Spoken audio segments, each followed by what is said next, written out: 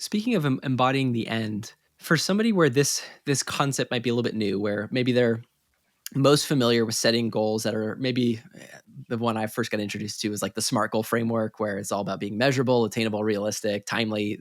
So for somebody who maybe is like more familiar with that style of setting goals, can you share a little bit more about embodying the end and how to sort of set or create an effective end state?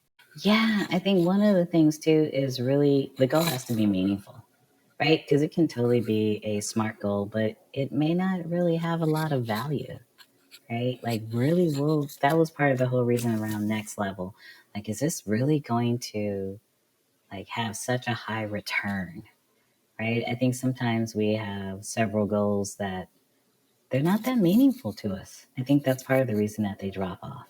So, one, they have to be meaningful. Like, what is something like when I tuned into the rest and let go, and the other person tuned into like, energy awareness and confidence? These are things that we know about ourselves that we know would make a world of difference in our lives if we were able to get a handle on these. Right. So I think that's first and foremost is to make it meaningful to you. Right. And then from that point of view, once you have that meaningful goal, then just who would you be? Like, really, who would you be had you achieved it? How would you show up? Right? Like, I know of me, I would not be like, trying to run through certain things, or, I would be rested. I could think better. It would be clearer. It was just certain things. So you really just kind of visualize, honestly, like who you would be in those moments and just kind of really act from it instead of trying to get to it. Can you explain a little bit more about that last line? Because I think that's so powerful. Act from it versus go towards it.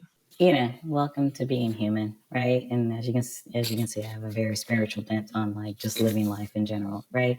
So when you just embody it and embrace it, you can think of it, and if you want to pull it back from that, you can think of the 7 habits of highly effective people and living from the end.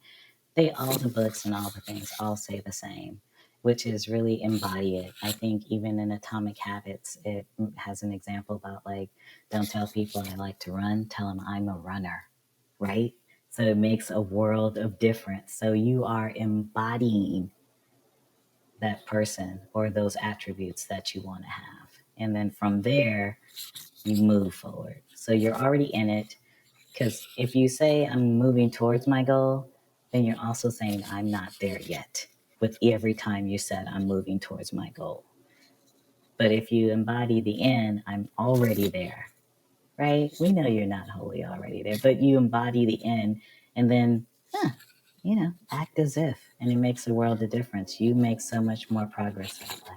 Absolutely. One of Jerry and I's favorite books is Atomic Habits, and so much of what you shared resonates a lot with that around like every time you choose to do an action, like coming from a place of like embodying that attribute, you're casting a vote for that person or that part of your identity. And so I definitely really resonate with that part. Jerry, what are you thinking about? What else do you got on the mind? This is a good time for me. I can't help but just reflect and looking at review the goals I have. Do I just run towards it, or do I embody that? So I think this is a good reflection time for whoever is listening to this conversation. I think this is such a paradigm shift in terms of setting goals for yourself and also for the team.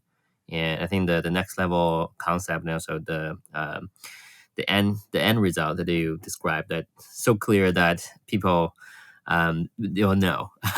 So I think that's really a very effective way to help our team to grow. I just really appreciate that.